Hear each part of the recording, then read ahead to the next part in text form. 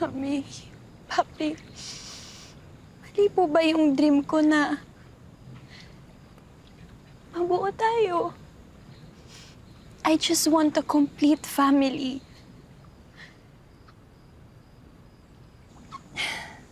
Anak,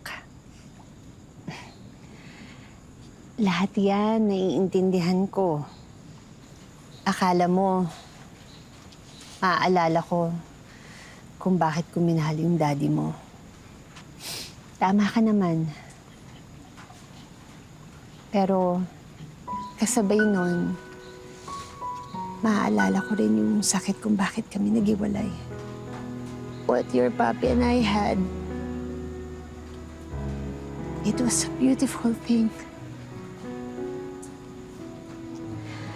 Lalo nung dumating ka. Pero life happens eh. Things go out of control. May faults, may reconciliation. Pero sometimes, the best decision is to live separately. Alam mo, anak, balang araw, magkakaroon ka rin ng relationship. Mamahalin mo ng buong buo at ibibigay mo ang lahat ng kaya mo.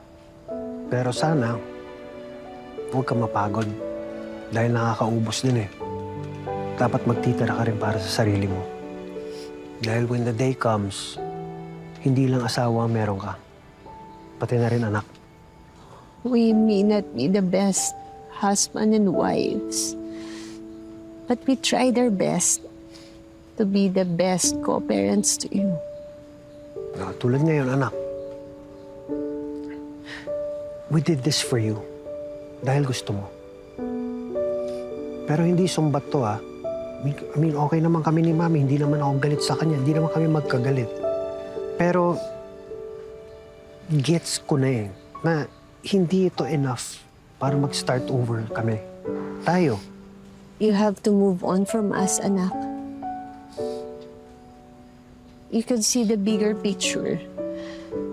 Makikita mo rin na okay naman kami na ganito.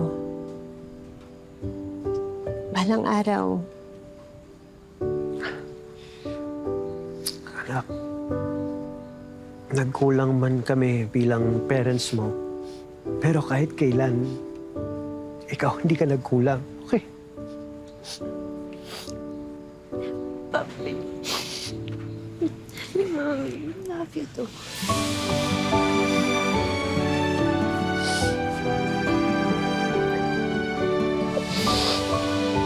Okay ka lang, ma'am? Oo naman. Best decision na itigil ko na this mission.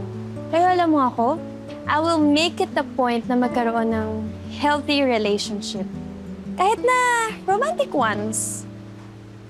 Mabuti naman po ang ganun. Ay, ma'am, yung bill nyo nga po pala.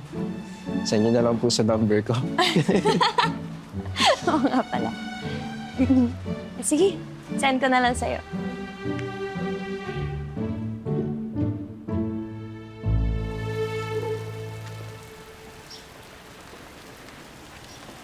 Hatid na kita.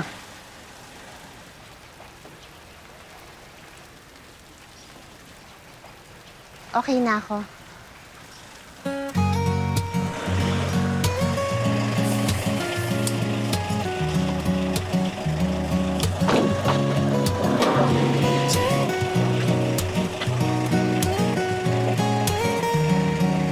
See you.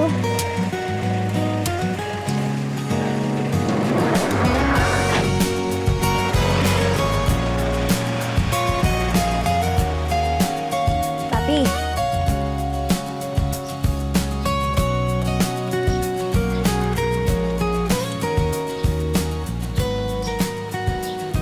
Mana ka talaga sa akin.